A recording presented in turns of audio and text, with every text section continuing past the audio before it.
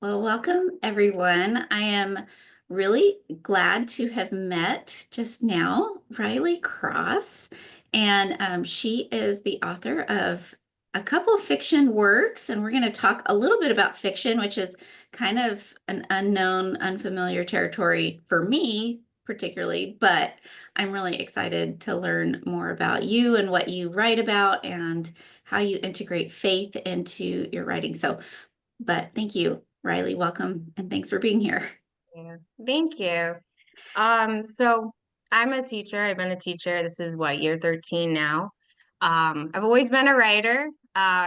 Mostly I tend towards fiction. One of my earlier books was actually a devotional book. I tried that world and I found it was interesting. And while I was able to put something together, it was never as comprehensive as like the nonfiction books that I love and I enjoy reading.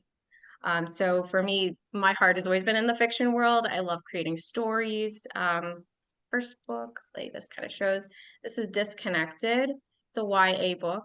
And then my second one is The Swamp of Doom, and that's the middle grades. And I've just found that that's where my heart lies. And I'll talk a little bit about the books too, but my journey has been, I was a pastor's daughter, and for me, faith was always like, it was foundational. Like it was like driven in on the daily, but it wasn't until like I accepted the Lord and that became something real to me as opposed to just something that my father preached that, things start to change in your life. And I feel like God pushes your talents and he pushes you to be who you need to be. And it wasn't until I really started surrendering my life and my writing that the publisher started offering, making an offering on my books. Um and then it came out like the books are here and it's incredible to see like God working, but you had to like I had to give it to him first, Mm. instead of it being about me and my ego and why did, it had to come from a place of joy and it had to come from a place of just acceptance. Um so I have two kids. I've got a 5-year old.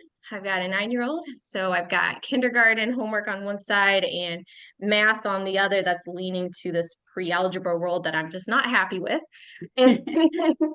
And my husband teaches at a Christian school and I work for a public school. So it's just a lot of time. The summers are for writing, they're for making memories, and this book, my middle grades book, was actually inspired by my kids. They helped me design some of the characters in it.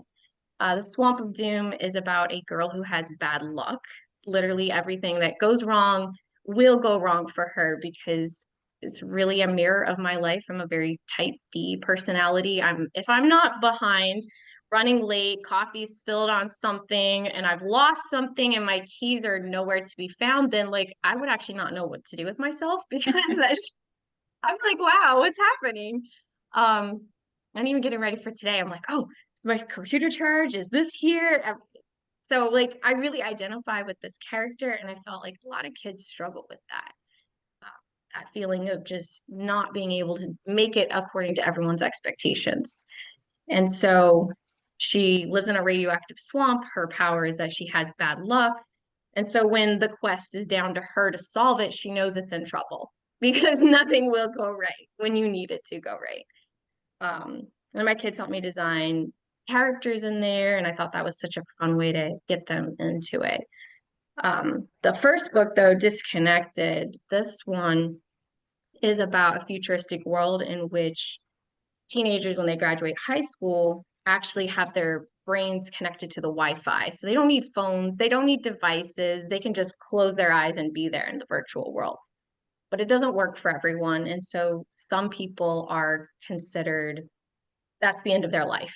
They are literally relegated to being spare body parts for everybody else who can merge with the wireless world. And I felt this was really relevant to my students who are so addicted to their phones that like you can't separate it. It might as well be a limb.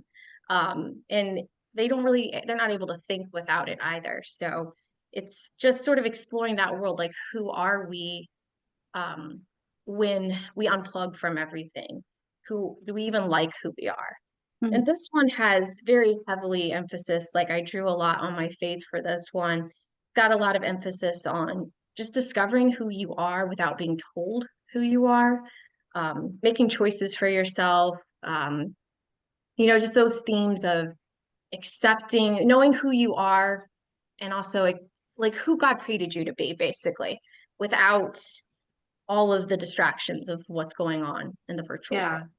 Yeah, that sounds really cool. Thank I you. think what's cool about especially young adult fiction is that you can kind of lead them towards some of those conclusions without Right. telling them, like they're kind of coming to those conclusions as they're going through the work. And so that's really great. So tell us a little bit about, you have two books, and are you traditionally published? Are you self-published? And how did that come about? So it's traditional publishing. It is a small publisher, but what I love about them is when I was reading their mission statement is they talk about fiction that matters, stories that matter. It's a Clean Reads publisher, and the woman who runs it is a Christian. So that's really beautiful. Like we've been able to pray with each other before the books were released. And her goal is that children, from young adults all the way down, are getting books that really inspire them to be better people, books that show the world in a different way. Like she doesn't shy away from the tough subjects, and that's what I love about the publisher. Like they embrace that. Um, like Disconnected deals with like the organ trade, book bans. It deals with the darkness that exists in in the online spaces, but at the same time it does it in a way that there's you're not going to read it and be bombarded with cuss words or scenes that you don't want your kids to read. In fact, it even comes with a guide. The publisher, Jennifer Lowry, she marks all her books with a movie rating. So like that one got a PG-13, and it like gives you why and the themes and this and that. And I felt like it was a perfect match for me. The heart for these books is also very educational. So with each one, I had to write my own curriculum for it. And I was like, oh, Hmm. this is perfect. This is what I do. These are activities you can teach with it. And so for me, it was like an answer to prayer. So when I saw them open up for submissions, I sent something in right away. I'm like, this book has been on my heart for years. And it'd been turned down by other publishers before, and I wasn't ready to just jump into self-publishing because I admire people who do that. That is amazing.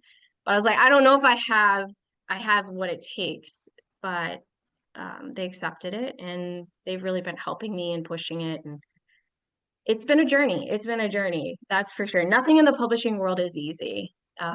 So Well, it's that's cool that it comes with a curriculum, and I think that Mhm. that's great for the educator in you because you do that and you're working with your demo. It sounds Yeah. like on a daily basis, so you're kind of familiar with some of those themes that they're being, Yeah, they're I didn't confronting I every day. no pressure to add things into the book to make it politically correct or fit some sort of agenda. And I loved that. It was like I could just bring it as it was and Yeah. just be able to tell the story that I wanted to tell. It didn't have to compromise. And that was one of my biggest fears in coming into or trying to get a traditional contract was what if they want to manipulate the story? I just want the story to be what it needs to be. And I feel like that was an answer to prayer. That's great. Well, and it helps that you're working with a Christian publisher, so there's some alignment there. Are you currently working on another book, and are these books in a series, or are they? It sounds like they're different plots, different stories, different characters. But yeah, my jam is sci-fi. I'm currently reading We'll Save the Galaxy for Food. So I really kind of stay in that sci-fi zone, very dystopian. Both of them are. We have a radioactive swamp, your mind being connected to the Wi-Fi. So as far as genre, it stays on point, but they are separate books. Disconnected could be a series, and I've got like bits and pieces of a chapter in progress, but I'm not sure. I love books that are a part of a series, but also standalone Hmm. because Yeah, I'm the kind of reader that I want to keep reading, but also I want to feel happy with what I've read. Like comes to a satisfying spot. I was yeah. beta reading. I was beta reading for a friend and she ended it with like this to be continued moment. And I about lost my mind. I was like, you can't do this to me. You can't do this to me. And she's like, but I want to. And I'm like, oh, no. Yeah, I bet Um, that would divide us, right? As people, because some people really love that and they want that carrot dangled so that they can keep going. But as a writer, like that's a whole nother level of commitment. You have to be ready to keep pumping out the books and the stories. yes. So for me, I've kept it as a standalone for now. The kids' book will be a second book release because it just was lighter. It was easier to write. It's like half the work. Just because you don't have to write giant chapters. So that one's going to be my next summer's project. So it has like a little collection there. I would like to see me pushing out more than one book a summer. So let's see if I get to that goal. But I do have the two kids running around and the dog and fun. So So it's are chaos. It's you, always chaos. yeah, are you just writing? I mean, I know that I want to hear a little bit about your work, but does that kind of prevent you from doing it throughout the year? I mean, it's probably better to have long spans of uninterrupted time. We all prefer that. We don't always get it, but No, we don't. is that how you tend to work? Um, For me, yes, summer is the best because then I can really hold myself accountable to these goals I set. Because I have learned over the years, I'll set unrealistic goals, and then when I don't meet them, I'm frustrated. Um, and that'll either lead to burnout or I just give up. So I have to do what I tell my students to do, and that is set reasonable and manage reasonable goals and manage my own expectations. So the summers when I push and during the school months is more when I plan. What is the book going to be about? What do I want to have happen? So that way I can maximize the time that I do get. Yeah, that's Or great. you can, or I can set aside. This is another battle that I'm trying to do is set aside one day a week where you just write, or you write a little bit. I have a friend who's constantly telling me if you write 25 words a day, just 25 words a day, in 4 days, that's 100 words. And then you like keep going down and you realize how much you've actually written by just committing to 25 words a day. So Yeah. those are, And 25 words, that's nothing, right? Like that's less than an email. yes, So so we probably could fit that in somewhere. right? Or cut out the doom scrolling on TikTok. That would For be sure. Choices, no priorities. So choices. you are a language arts instructor, which seems in line with what you've said about math and not wanting to do that with your child. So I completely identify with that. And you've mentioned a few themes that run through your books. How do you deal with that, especially, dealing with controversial topics, especially maybe in the classroom or in your own personal writing? So I like to take it from the approach of how does God reach out to us? He presented the truth, but then he never forced us to step towards it. It's like a gentle nudging. So even within my books, if there's a controversial topic, I don't want to stay away from it or shy from it. I want the reader to find those questions, but also make the journey with the character if possible, or at least understand the reasons why the character makes the choices that they do. For me, that's important for them to see the path, but also I want the reader to have the opportunity to make their own choice. My prayer is that if somebody reads my books, that they question the world around them, and if we can get them to question, we can get them to open up, and if we can get them to open up, maybe we can give the answer to them. Same approach I give to my students. In fact, we were talking about some of my students are writing an essay and they're questioning, is God even real? Like we're talking about the Puritans, we're talking about faith. And I was like, well, let's think about it. I was like, if you are making this argument, what would be a strong reason for the existence of divine judgment? What would be the strong reason for God? And they were like, well, they're giving me some ideas and we're talking. And some of the reasons that come up are guilt. Why do we feel guilt? You know? And it's just like I love when God brings those moments together. So for me, my method is questions. Can I plant as many questions as possible in the mind of my readers and the minds of my students?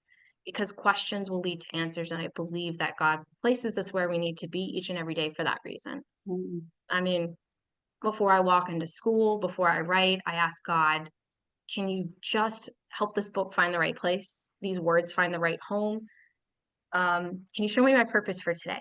Mm. Because at the end of the day, what was my purpose for being here in this moment, in this room with these people?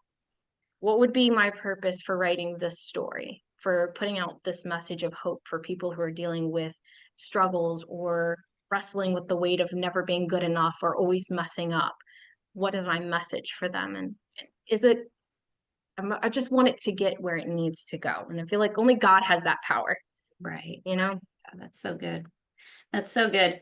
And I think too, like the fact that you're in a public school setting where you have to be careful about how you approach those topics in a way that I think that's really good practice for writing, because I think sometimes we can be in that tell and not show kind of mindset in our writing. And it seems to me like from what you're describing that you're really trying to like prompt the questions. You're really trying to get them to start thinking. And I think that's a really good skill.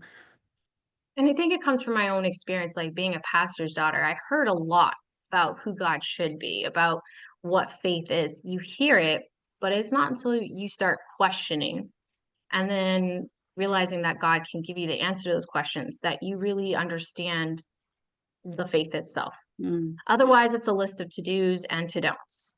And that just doesn't work well with, it didn't work well for me. And it doesn't work well with today's youth either. They want, they need answers, but they don't need me to tell them the answers unless they are ready to hear it. And I think that's, that to me, it's the stages of being able to share your faith. And I think step one is ask the questions that matter. I love asking my students, and especially in my books, I like to focus on what is the purpose? Like, what is the purpose of life? Why are we here? What are we doing in this moment?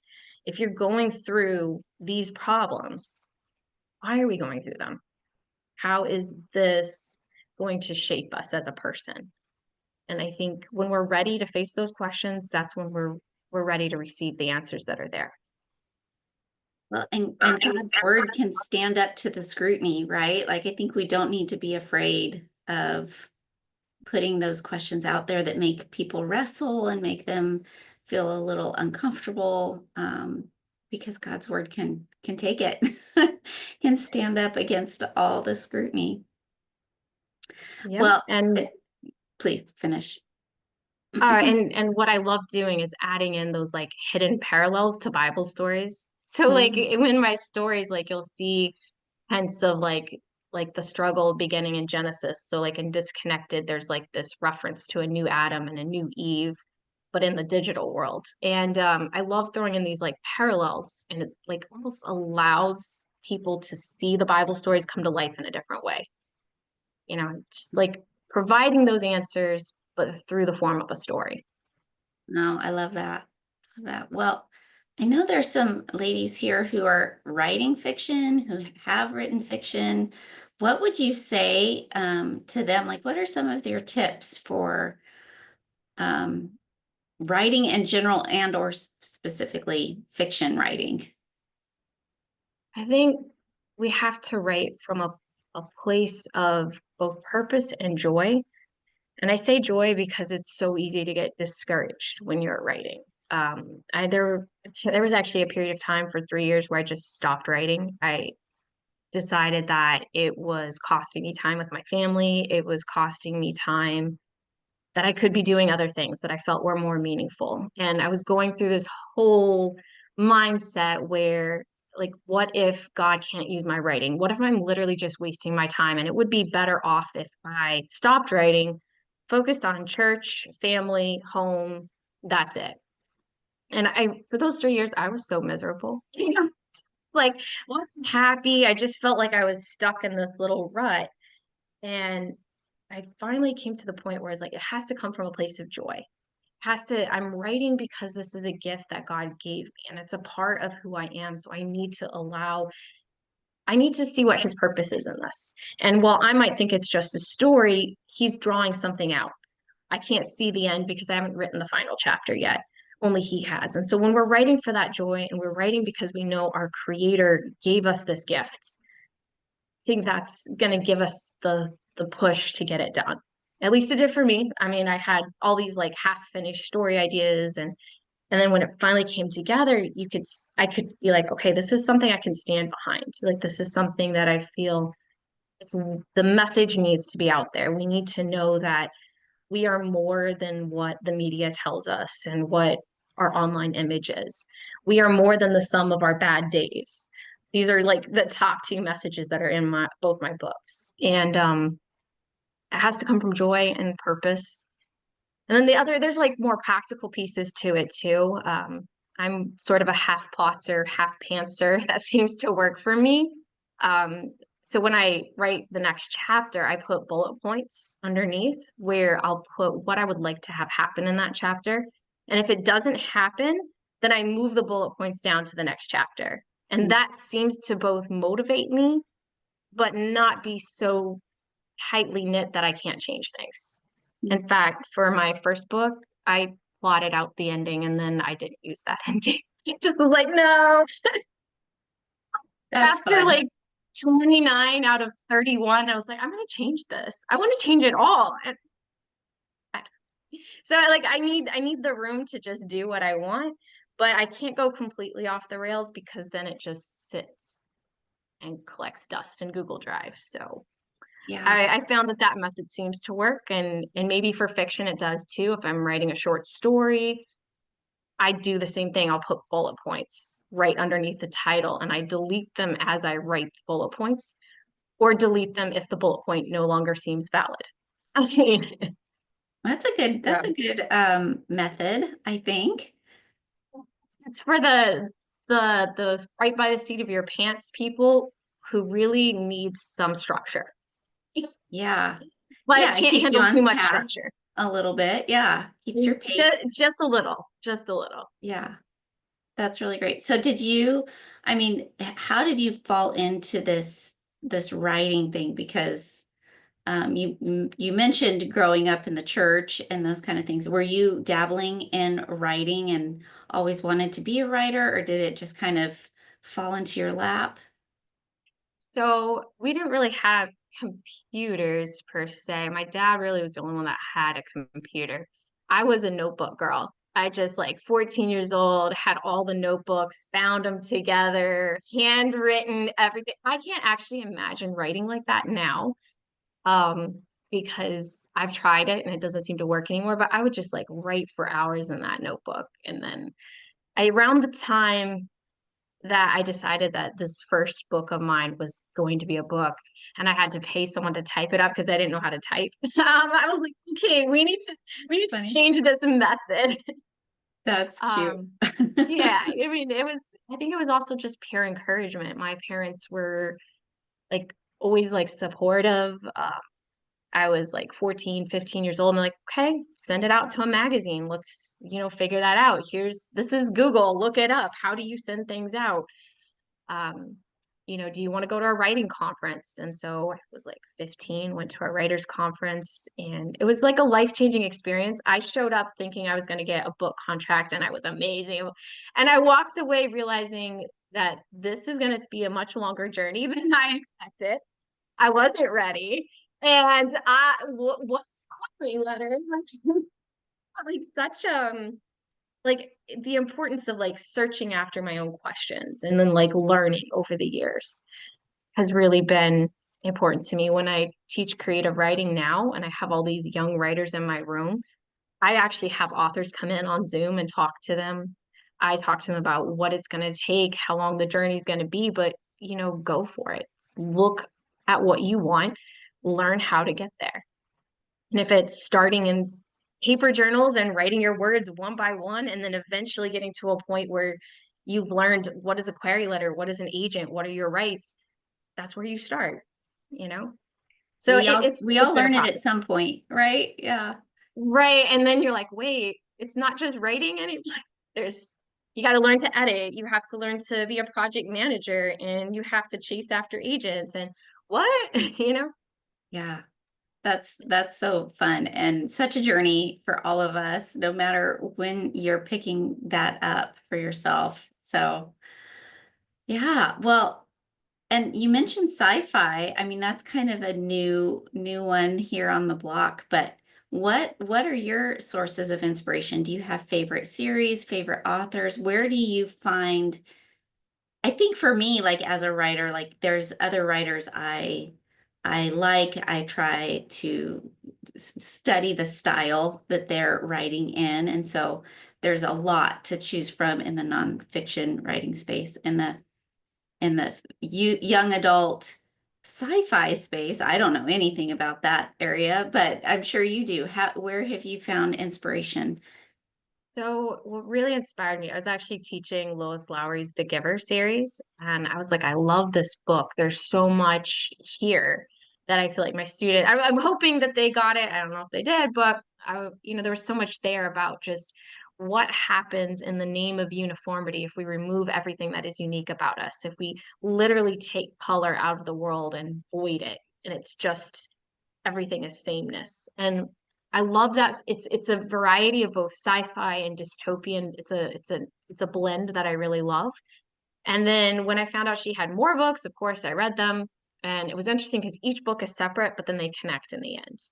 And so that was sort of like my big inspiration. If I ever get a chance to talk to her one day, I might be speechless, which would be a first for me. I'll be like, I can't.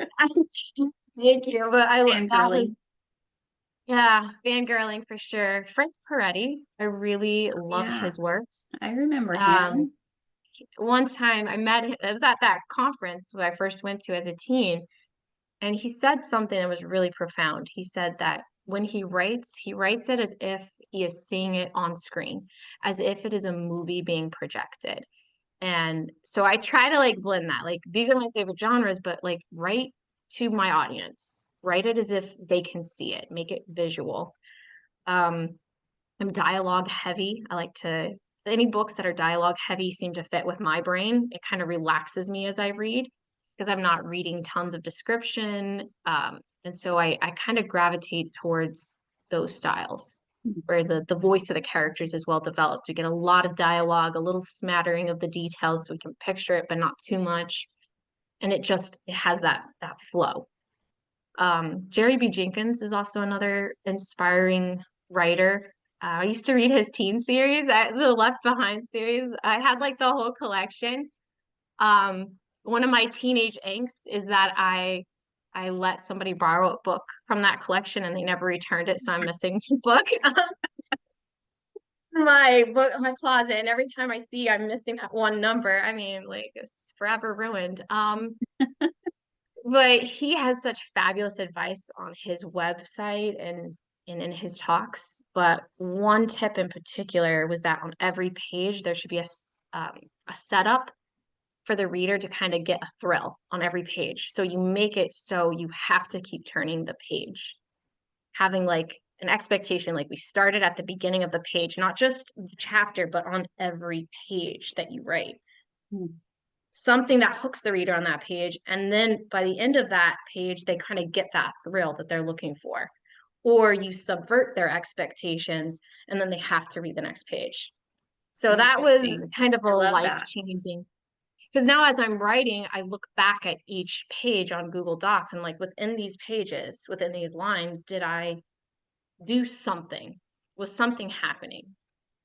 Did I set it up so the reader is hoping that something will happen by the end of this page? Or did I create a hopeful event and then I take it away from them? Like, how did I kind of pull that tension thread all the way through? Mhm. So, I I love mean, it. those would be my inspirations, and Yeah. always happy to add to that list.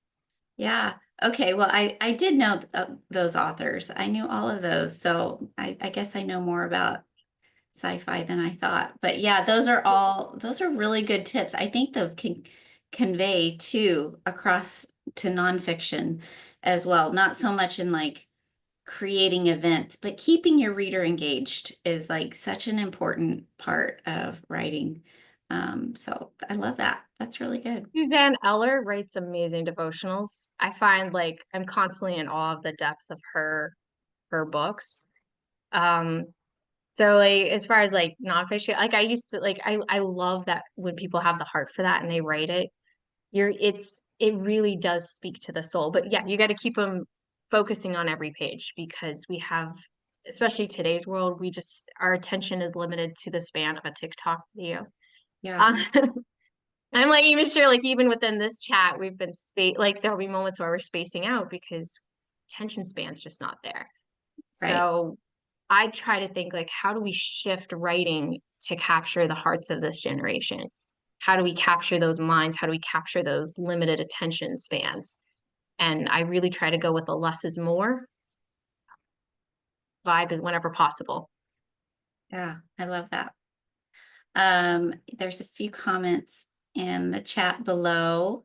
I'm gonna invite you guys to unmute and ask some questions because I know there probably are some here. I think I can apply there. Suzanne Eller is the name of the devotional writer. Ooh, yes. Thank you for the recommendation. Love that. But yeah, if anyone wants to ask questions or maybe Yeah. even share a little bit of your own journey, I think that's nice, you know. Get to know you guys too. So Riley, I'm actually I mean literally got off of to get on here, I was reading Richard Mather's journal. Do you know who Richard Mather is? Not Puritan Reverend that came over in 1635. okay. That'll fit with what I'm teaching. So I would be interested to know because I'm writing historical fiction, but based on an ancestor from that time period. Do you have some really good recommended readings from that time period? There was a Puritan poet and like I would look up Puritan poetry to be honest with you because I love just how simple it is. And I think it captures a lot of the voice. I remember that we read a poem in class. I believe it was Bradstreet, but it was about her home upon the burning of my home. And there's this poem in which the girl, young Puritan girl, sees all her belongings burn up in a fire. And I remember as I'm teaching that, my students were really kind of struck. It's very simple. It doesn't really tell anything other than a real life story, but they were really struck with just how you could see the bitterness at the beginning and then the poet just expresses that it wasn't the belongings that mattered anyway, that there was something greater, and that even though all her things were gone, she was grateful to be left with her life. Mhm. And I just remember like it was such a simple poem, but it really resonated with the students. But as far as like capturing the voice, I would say go with poetry. It just exposes so much of the heart and soul of that time period because there's a lot of sermons that are written. There's a lot of like the journals, very practical writing, but the poetry, I think, is where you're gonna like see a little more of the story Okay. and the soul of the character, if you will. Mhm. So Riley, I'm working on my very first novel and I'm really struggling because I'm trying to form my main character and make her not be me. So I don't know how you write. The me that we want to be. Right, right. It's like I can't help but think like her thoughts sound awfully familiar, and I'm like, wait a minute. How do you? And so, as you writing for young adults, how do you get into their mindset? You know, how do you get into make yourself think like a totally different character? So if it's the main character, I embrace the fact that there's some fraction of my personality in the character because if not, I'm warring with my character Mm. and that just doesn't feel like a comfortable space to be in. So I'm not really afraid if the character thinks a lot like me. Um, Especially the main character, because for some reason the main character always has that connection. Now, if you're going with a totally different character, maybe writing from a villain's point of view, or you desperately want to completely purge your personality from a character, you're gonna have to end up doing some writing exercises to get rid of yourself. I've just accepted it, and I'm like, well, this is going to be some fracture of my soul, so it's okay. This is the crazy part of me. This is the part of me that I wish I was when I'm confident. You know, sometimes I can be this person, and I just roll with that as a character. If you want to completely disconnect them, we were trying stream of consciousness as a technique with my creative writing class, and I found it to be really powerful. You take a paper, write a question to your character. This sounds absolutely crazy, but you write a question like, if you were at breakfast today, what would you be eating? And then go down a line, typing or writing it in a journal, and have your character reply to you. Like, let their thoughts start to like naturally come into your own writing. And I make my kids do this, and they'll talk to me like, that was completely surprising. I didn't know my character felt this way or this way. And you can even ask the questions like, how do you really feel about this other character in my book? You know, are you guys besties? What's going on? Like, just like make it like you're interviewing your character, but it will start creating that split personality or mindset. You can also try writing. I try to do stream of consciousness with each character that I write so that they have their own mindset. And the stream of consciousness piece is just what would be their thoughts running through their minds? What are their impulses? Could I just think like this character for 2 to 3 paragraphs? And it's such a fun psychological exercise, and it really helps you separate each character into their own person. I think just doing that character sketch work and even pausing if you feel like it's just too much or there's too much connection right now, pause and do some of this background work. It doesn't necessarily have to end up in your story, but you'll start seeing clear differences between. That's so helpful. Thank you. I did do a big piece of my character, like writing as if she were writing in a journal. And that helped me really kind of, okay, this is how she's feeling right now. And it probably won't end up in the book at all, but it did help me kind of put myself in her shoes at this time in the story. But And so maybe doing it throughout plot points, like, you know, you're at a critical plot junction, do it each time. And then I think you'll start seeing like, okay, this is less of me and more of the character. And at some point in the story, your main character is just going to split from you anyway. They're going to start making decisions that you like. It's funny. It's like, wait, when did you grow up? Like, I thought you were like me. And it's like, that's no, what I don't keep hold me back. hearing. Yeah, that's what I keep hearing, Yeah. that eventually will happen, but so far it's not happening with me, but I've got more to go, but I think it will happen. And it depends on where you're at, because it's also like the closer you get to the end, the harder it seems to get. I mean, it was like the last 3 chapters of my first novel, and I'm like, I don't know if I'm gonna make it. I don't know. I'm changing the ending. I don't even know anymore. And then the characters are doing different things, and I didn't expect them to do that. And why are they doing that? And it's just like It's I feel like like if you work, the natives have gotten loose or something, right? Like you've completely lost control of your little. I owned you, but now you're just why don't you just write that? And I don't feel like I'm writing it. So I mean, you're gonna have to roll with it. that's fun. Well, I kind of have a follow-up question or a similar question. So how do you determine your character arc? Like how do you determine when you start thinking about a story, where your character will start and how they will end up? How do you develop that? I like to start with a question. For Disconnected, the question was, what if the enemy is believable? What if I actually agree with my enemy at times? You know, what if the villain really isn't so far off from our own actions? And so that kind of determines the arc, because then my character, who starts thinking that they're so different from what they view, or what my character viewed as the enemy, Kiara versus the AI that's controlling her world, um, ends up being exactly like the decisions she's making. And if she doesn't change her ways, and if she doesn't stop her own vendetta, her own path for revenge, that she is actually no different, that her actions really line up with the villain's himself. And so then it becomes where she realizes where she needs to become different, where she has to challenge and shift her thinking.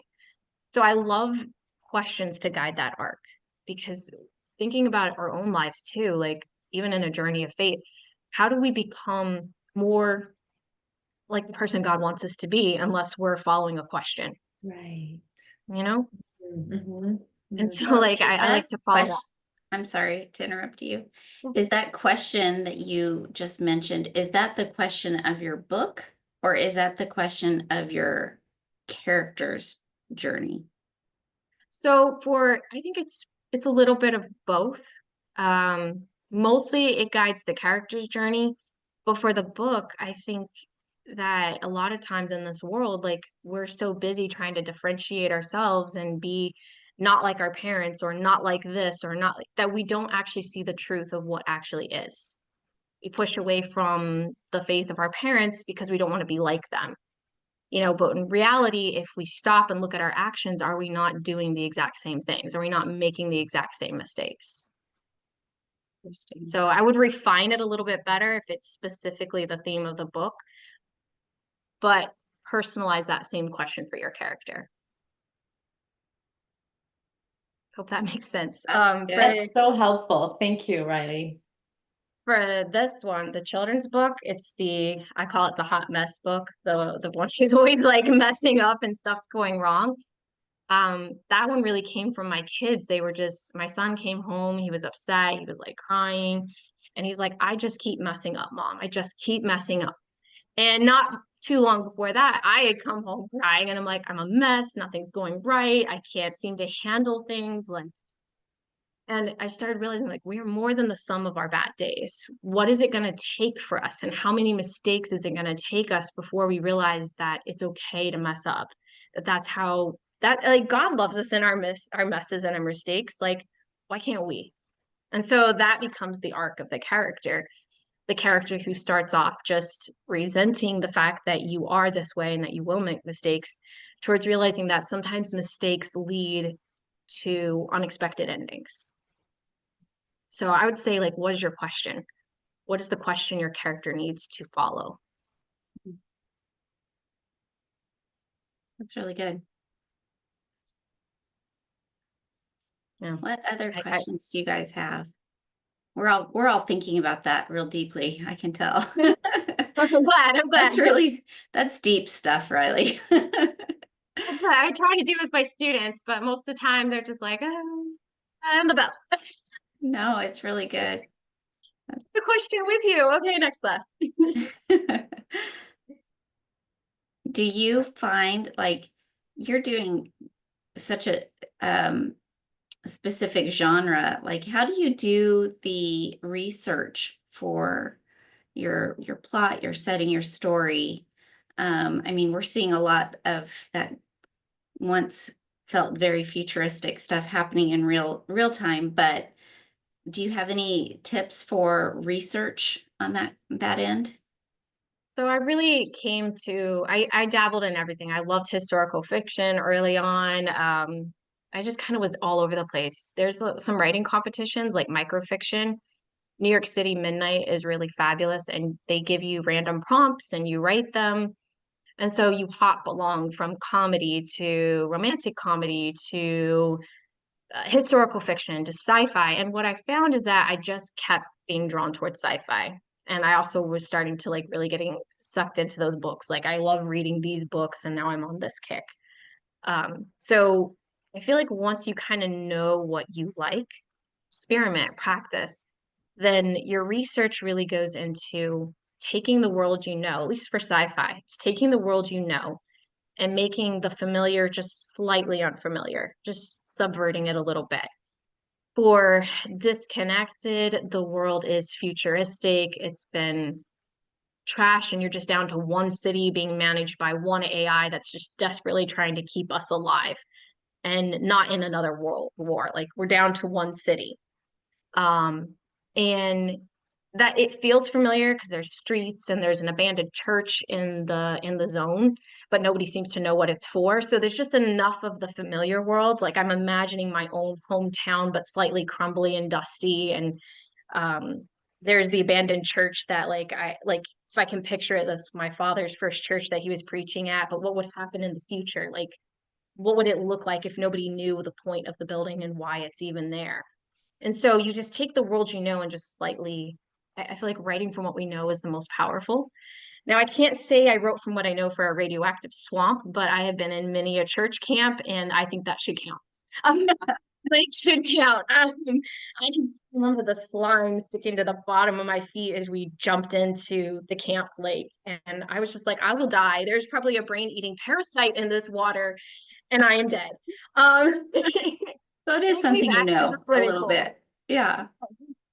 Basing your worlds as much as possible off of what you know. I love basing it off a picture. I love picture writing, and I know AI art is a little controversial, but if you're not using it to profit, but like just typing in keywords of what you're picturing and then seeing what AI comes back with, be like, okay, I could picture that as my world. Like visualizing, I think is a really powerful tool for um, the research. And then also, my husband's a science teacher, so if I'm like trying to make something, shoehorn something in, like, oh, you could do this, right, babe? Um, like reaching out, asking questions, and then being willing to sacrifice a plot that you love for, reality. Yeah. He's a gamer. I borrow a lot from his knowledge. I'm like, okay, so if we're in a virtual world and this works, how would I describe this technique? Um, rely on your resources. That's really great. So the one that really caught my attention was the picture and doing AI pictures. How do you do that? So there's a lot of AI art websites, and you have to sign up, and they give you X number of free tries per month. And again, I don't agree with them profiting off of artists' hard work. So for me, it would only be used strictly in the name of I want to look at a picture and then I want to create something off of it. Mhm. And never do anything with the picture. I'm not posting it on my Instagram, my TikTok, and saying, "Oh, look what I did." No. Um, but you type in the keywords. So you could type in like torn down dystopian city or radioactive swamp with three-eyed toads. Like, 'cause that's like one of the things that was in my mind. I can picture these toads, but I'm like, what else would be there? And just seeing like that random effect. I've seen it help my students when they're trying to describe setting. And it's definitely helped me. Or if I'm trying to picture a character, I will type in keywords like, brunette wearing a backpack, torn jeans, and a couple extra things, and just see what it comes up with. Hmm. And just not everything helped, but I did this for one character. Her name is Mother Lotus, and she's a robot with like melting facial, like plastic skin and red hair. And I was like, what would an aged robot with red hair look like? And I think I just typed in red-haired robot with melting skin, and I just interested to see what the computer came up with. And it just helped me hone in my vision a little bit more and make sure that, is this what I'm picturing? Does this work for me? And just sort of tighten up the descriptions a bit. Yeah. I think that's a clever way of doing it. So yeah, that's so fun. What are And I'm you not an artist, so I was like, this is great for me. right? Well, because I think sometimes we just need like that visual like spark in our own Mhm. minds. There's a an Instagram account I follow, and I think it's called like AI Bible or something like that. Mm.